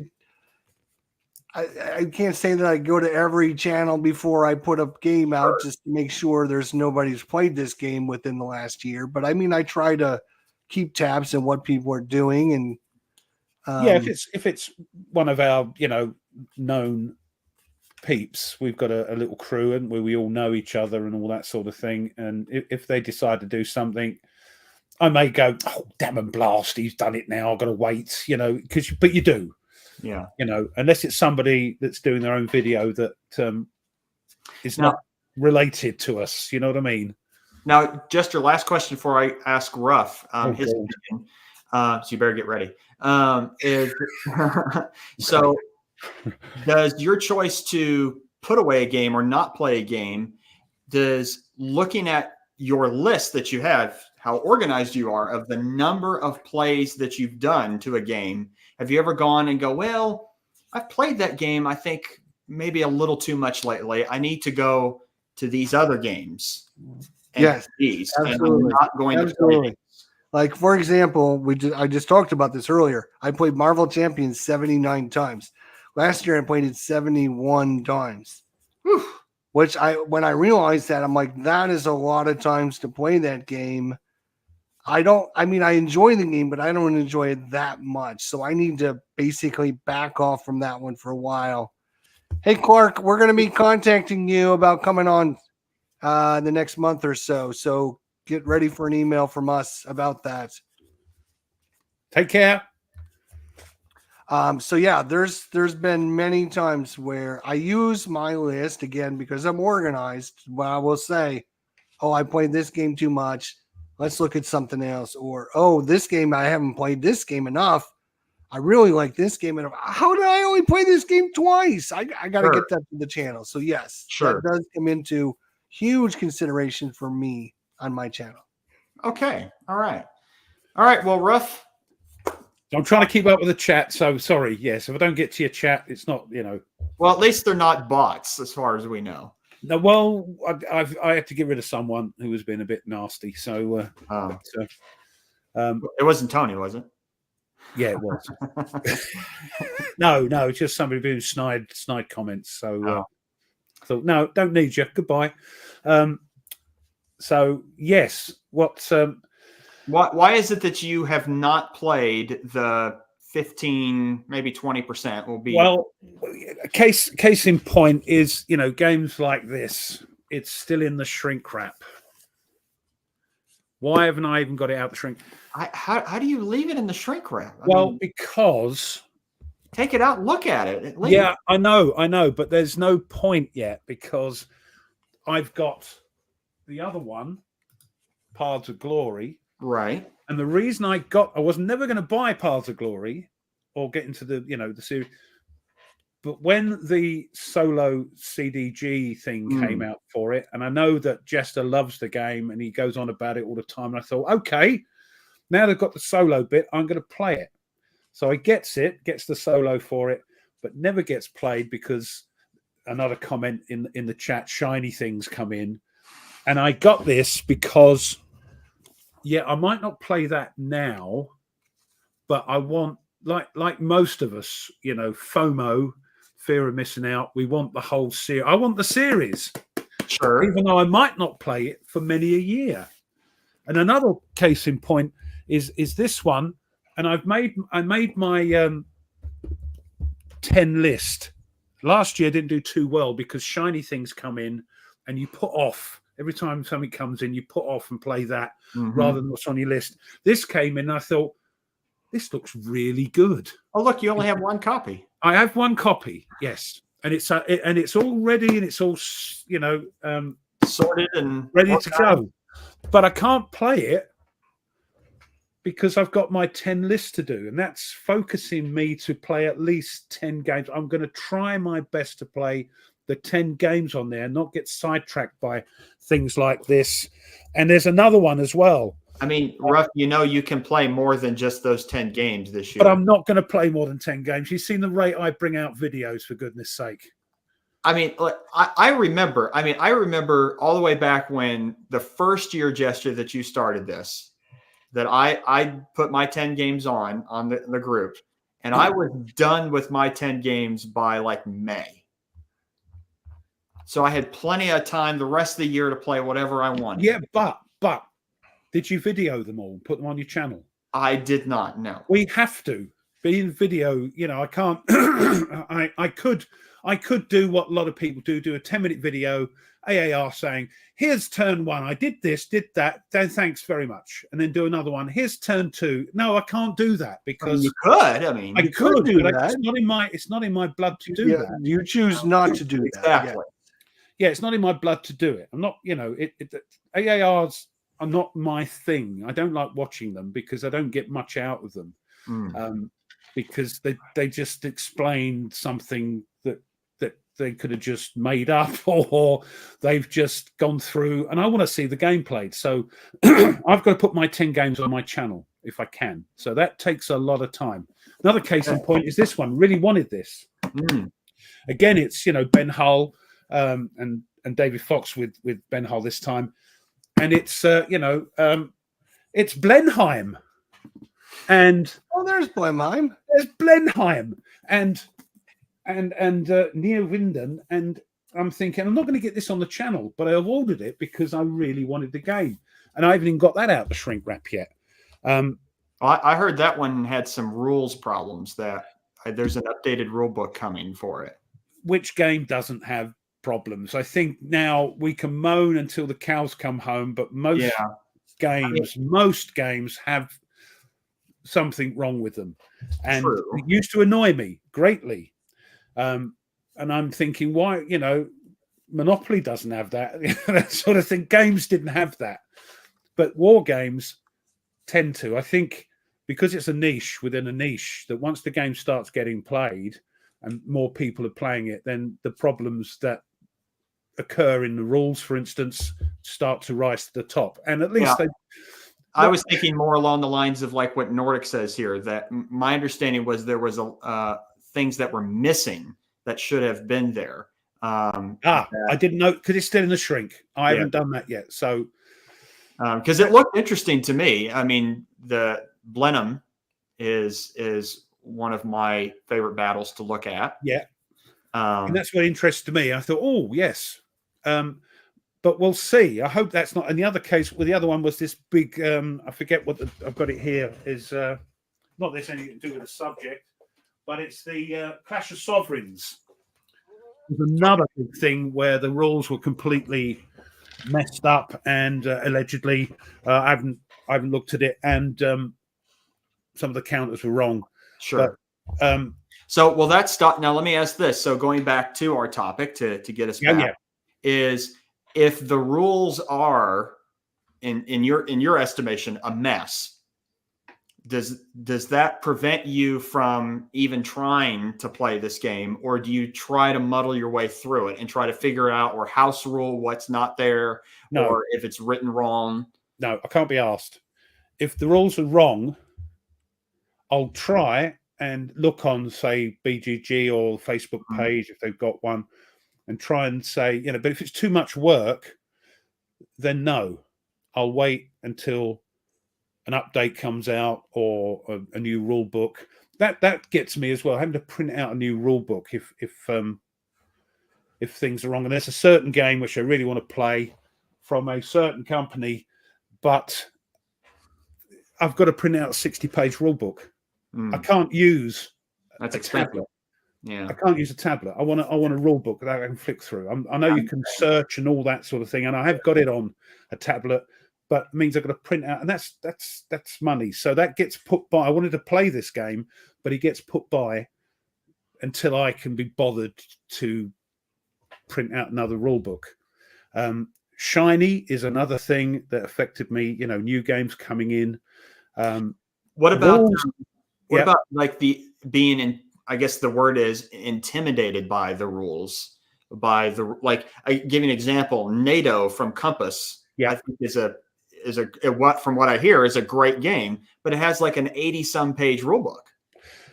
But, and I've not played it, don't own it, but neither do I. The rule book is organized in such a way that if you've played hex and counter type of games, I say, if you know what a zone of control is, don't read this, you're okay, and then move on. So you can skip through bits of the rules if you're au fait with hex and counter games. As a new war gamer or a new hex and counter player, maybe you have to research and think, is that going to be too much for a new player? I don't get intimidated by rules. If I read the rules and think I haven't got a clue what's going on, I'll put the game away. That doesn't happen too often, My only thing is to record it on the channel, because if you're not okay with the rules, you're going to get told in no uncertain terms.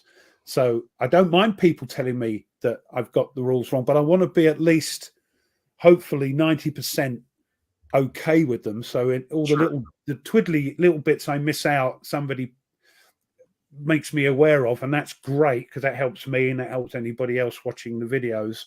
Ruff, I will tell you that your videos helped me learn Atlantic Chase when that first came out. And I still got things wrong on it. Oh, sure. There's people saying, "Oh, you should have." Is that this and that's fine, you know. But you helped me with the basic structure. Yeah, the 90% of it is correct. So it hopefully gets you going. I still get questions on that, like it was a couple of years ago, and I'm thinking, I can't remember. I haven't played it, but it's great that people are still watching videos. But so why is it that you have some games where they just stay on the shelf, they never move? And I know you said not to mention time. It is from a YouTuber point of view is the only reason. If I wasn't a YouTuber, I'd be playing lots more games, because I play a game, get it, put it away, get another one out. You know what you could do? You could do the best of both worlds and do a live stream, Rob. Yeah, if I know, and you keep moaning about it to me, and I take it on board. I'm not set up for live streaming. Why aren't you set up? Because my 1980s computer won't cope with it, and I want to stream. You did a live stream with your computer before. Yeah, and that way it was all jerky and horrible and everything. But the other thing is, I want to stream in 1080 so people can see, close-ups of the thing in a, so when you hold a look at a thing, it's not all fun, because we're in 720 and that's fine for this. But I don't, and I mean, to get 1080 on StreamYard costs a silly amount of money. I could stream on Twitch at 1080, but who the heck goes on Twitch unless it's to watch nubile young things do their stuff with other things? So, it's not for me. I'd love to if I had the setup. And people, I'd love to have the setup with the different cameras. So right, I'm doing this. So I'm going to zoom in here. So I click on here, zoom in, and then Stuka, Stuka Joe, the maestro, Yeah. Ruff, how many? I mean, I assume that you play games that you don't film. Mm-hmm. Is that like an extremly small percentage of all the? Yes, because when I go and do like I was mucking about playing Escape from Stalingrad Z, and I was going to get Eon's End out and just have a playthrough, and you're not going to record that. Might do one day. Should. Why don't you? But because there's no time to record it because I've got to record. You don't need to freaking go live. Oh my god! Come on. People would love to see you go live with it. Maybe I think it's a sort of not fear thing. It's a sort of like, oh god, if it's a game I know well, I probably won't mind going live. It doesn't matter, Ruff. It doesn't matter. If the people don't know what they're doing, they're not going to know whether it's right or wrong. Right. The people that do know what's wrong, they'll tell you, oh, you should have done this. And you go, oh, I'm sorry. I didn't realize I should do that. We're all human beings. We make mistakes. Yeah. And it's just a hobby. Don't know the game, so they're just watching anyways. And he knows what I'm talking about. All them ladies who come in that know the game, we're going to say you're doing it wrong. And you go, oh, what am I doing wrong? None of us are making a living out of this, so we're not going to get fired if we get a rule wrong. No, I know, but it's again maybe a British thing. I don't, or maybe just a me thing. It's a you thing. It's definitely a you thing. Yeah, that's me. And I want to play at the best of my abilities because I know I'm still going to get things wrong. So I want to play it to the best of my abilities. So what I'm estimating from you is that the vast majority of the reason of why you don't play the games that you own is because of your ability or inability to film them. Yes. Interesting. Yes. See, my reasons why I don't get to certain games is when I go buy a game, I have great ambition and I can visualize in my head me standing over my big table. I got like a 90-inch table, something like that. So I can put almost anything on it. And I think through of like, every day taking a turn here, a turn there, things like that. But then when the game actually arrives, I'm actually intimidated sometimes by the size of the game. So like an example is I bought this. Oh, you've not bought that, have you? I did. Wow. Oh my! Gee, it's a $300 game. I got a little bit cheaper than that, but I had some extra money and thought I'd go for it, and it sounds amazing. You don't know how true that is, Mike. Sorry, that's so true. But looking at it, as soon as I opened it and saw there was one, it's a huge thing. I mean, I've got this many rule books. Right? Yeah, the 2011 version. The other bit in there, isn't it? So, and I've clipped both the Total Krieg and Daisenso. I've clipped them, but I haven't played it yet, just because I know that this is going to be like trying to learn that rule set, because I know it's huge. Or another one is like Pacific War. Yeah. It's huge. Like I would love to be able to, if I had, even though time is not a factor in what we're discussing today, but I would love to be able to play the whole strategic Pacific War that I think Mark Herman said he only played it like a couple of times himself. This is more of like an operational game of the campaigns, and I'd love to be able to play the whole thing, but just going through and learning it all and is a huge commitment. And I don't know, there's other games that... Yes, I'd love to do that as a video on my channel, but it would take 6 months of doing nothing before I made a video. Right. Because again, I want to learn 90% of it if I can. Right. So if I do get little bits wrong, it's just I get little bits wrong, Well, and I have a problem too. Is You need to get over that hang up, Ruff, to be honest. You do need to get over that hang up. Yeah, nobody. Here's the thing, and I will tell you this, and I've said it on my channel 25 times. Nobody comes to watch the game you're playing. They come to watch you play the game you're playing. Mm-hmm. If I play the same game as you, different people are going to show up to watch me play it because it's me they're coming to watch. It doesn't matter. You could be sitting here. Ruff, you're an entertaining person. Together, which we actually did a test of this. We put a puzzle together, which is the most boring thing. We had 20 people coming and watching this because they're just coming to watch me do this. No, they don't want to watch me, I think. But having said that, I mean, there's been a couple of video series I've been really proud of. And one of them is the Panzer playthrough I did because I learned the game 90% correct, and people like Camp Sawyer comes on the chat here, said, or maybe just tweaking me in the right direction.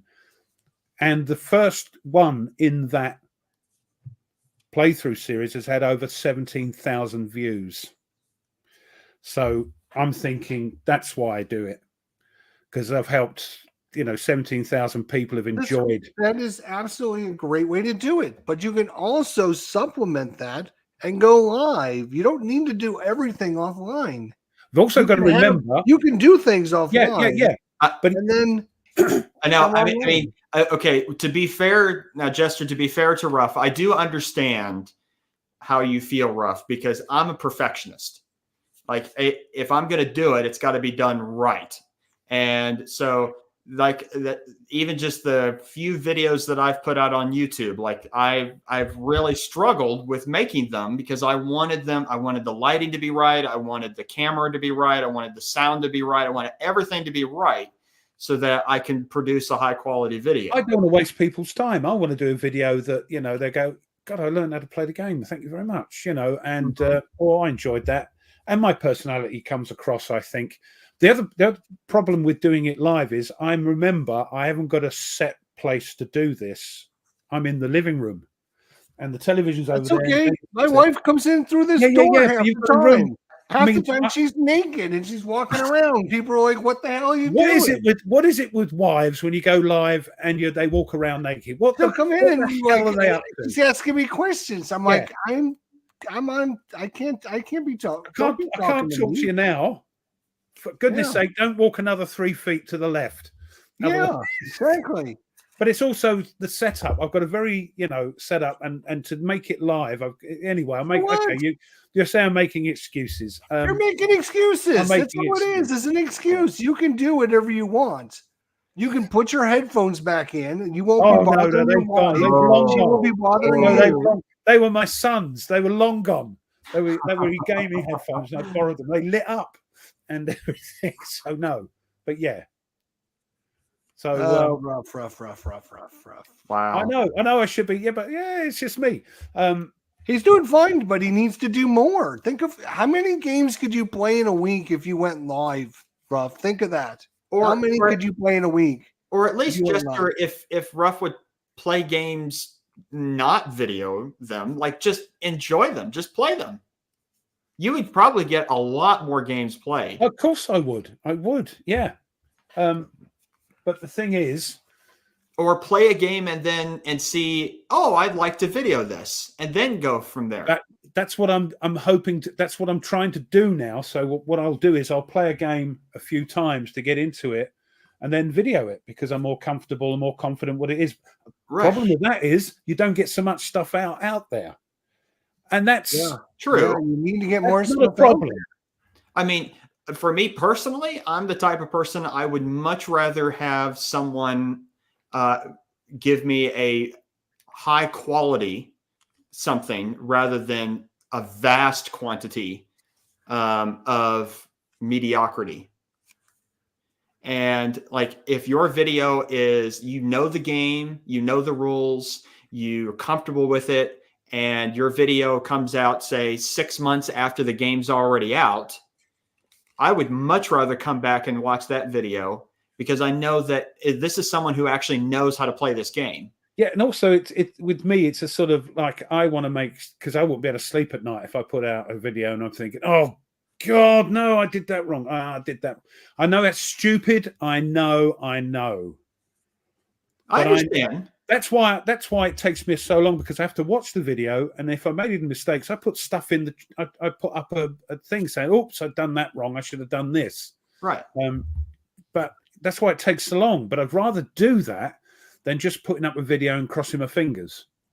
You know, when I edit a video, I've done as much as I can. I've caught as much as I can. If I've done, and I've even redone them. If I've watched a video after I've finished it, and I've gone, oh my God, that was I can't, because what I did there affects the rest of the video. I've had to start again. Right. Now, I do want to address a question that Nordic put in the chat. What's that? Is this the one here? Yes. Do any of you predetermine how many days or hours you're devoting to a game you choose to play, or do you just play a game until you decide not to anymore? And I am the latter. Like an example would be Gift of the Nile. Like I got through about, I would say a third, 40% of the game. And I knew where the game was going. I knew all the mechanics and everything, but there were other things I wanted to get to. So I packed it up and put it away, knowing that someday I'll come back and play the whole thing. But I wanted to get to Death in the Trenches. Yeah, absolutely. 2 hours. If it's longer than 2 hours, it's off the table. It's gone. Wow. It takes a lot of games off your list then. No, not necessarily. You just play 2 hours. I can separate them. I can, I can play Paths of Glory. I can play a couple turns, save it. Sure. Vassal or whatever. We used to keep my stuff in the back chair, but now I don't have room to put because I used to carry it back and forth until it fell off the board. But that's the other thing. If I do a playthrough, I try and do a playthrough unless I've done enough and I feel that I've played through enough that people get an idea of what's sort of going on with the game. Like I had to stop combat, not because that was a different thing. I had to stop combat, not because it was getting to the end and I was winning because they were all routing, but being ill that other week, coming down, seeing the cat had completely destroyed the setup and everything. I thought, okay, I think I've done enough.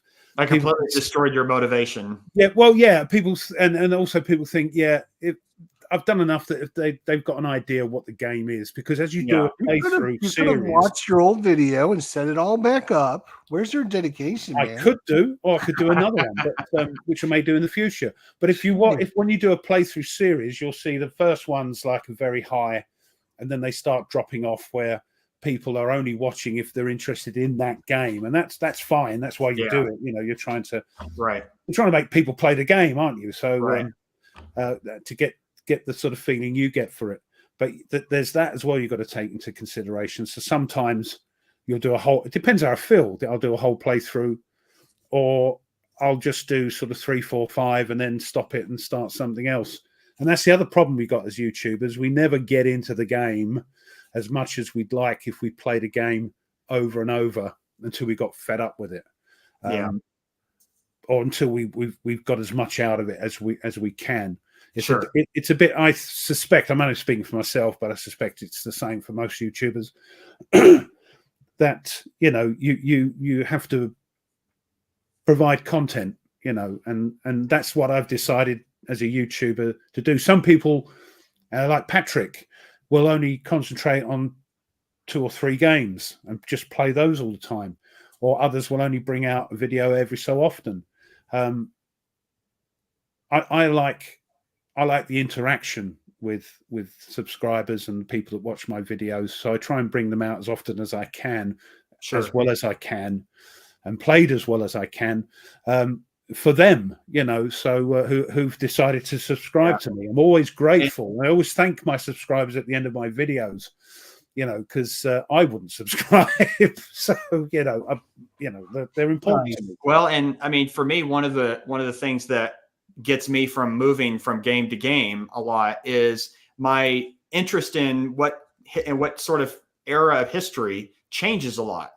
That's why I have so many books. I buy a book, I read a couple of chapters, and then I find another book, and I want that one, and then I get that book, and that's how I've ended up with 600 books. Yeah, and that's the same with my book. With 100 games. I'd like to play a game on Alexander the Great, or I want to play a game on, the Russian front or whatever. And so that's how I change through and put away games a lot, because even I'll pick a game, I'll put it out on the table, and I'll look at it and I'm not really into that era right now, and I'll put it away and grab another game. Thank you, Dave. Yeah, and it's the same. It's the same here. There's things that that crop up, and you're suddenly into that, and then you're not anymore. Yeah. Unfortunately, it's time to. Oh, crikey! Yeah, he's got his meatballs with rice coming. I got my meatballs and noodles. I can almost smell them in my stomach. Right. Well, I'll tell you what. If you haven't done so already, please hit the like button. If I didn't get to your comment in the chat, I'm so sorry, but we're chatting away. I'm trying to look. It's hard. So apologies. It's just me being not very on the ball, but I hope you enjoyed it. Well, what's on both of y'all's channels this upcoming week? Jester? Tonight I got Sentinels of the Multiverse, the definitive edition. So if you want to come by for that, we'll be doing that. Very nice. And whatever other random games we get out and play. I don't have anything really scheduled this week that I know of. Now that we completed our top 100 board games of all time, I am going to be doing a video on my top 20 best solo games of all time. So that'll be coming out here. I'll be doing it live. So come watch the mayhem. I'll have to watch it later. I'll be interested in that one. See if any, naughty ideas you give me for solo games. Rob, what do you got coming on? What's on your channel this week? Well, hopefully start recording a little bit of Escape from Stalingrad Z. Sort of funny zombie game set in World War II, Stalingrad. Hope to get that started, and all being well, not sure. I have to wait for Tony to confirm. We might be playing a little bit on Friday, a live stream, maybe a bit of musket and pike.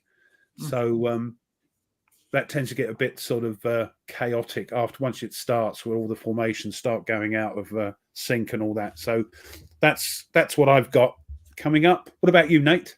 I'm going to continue playing Death in the Trenches, and hopefully I can be finished and give you all a report on what I think about the whole thing next week, and move on to something else. Cool. Awesome. That's good. That's good. All I can say is thanks, Nate, for a great subject. Thanks for the chat. Thank you guys for a great chat. And the chat. No, great. Thanks to everyone in the chat for putting their stuff. And again, apologies if I didn't get to highlight your thing. It's not that I didn't want to. It's just it was all going a bit bonkers at one time. He's not a live streamer. He doesn't do this so very often. Yeah, I try and do my best. But as I say, thank you so much, everyone, for joining in. And as always, we love you all, and there's nothing you can do about it. So, just suck it up, Buttercup. So thanks, everyone. Thanks to Nate. Thanks to Jester. Thanks for joining us. We had a great show tonight. And it's your next week, Jester, yeah? Yeah. Back over on the channel next week. And you'll let us know what the subject is later on. I will post it and let you guys know. And so make sure you're signed up to Tack Up on Facebook so you can keep. It's probably going to be about why not have your why not live stream collection on Board Game Geek. I think is the subject next week.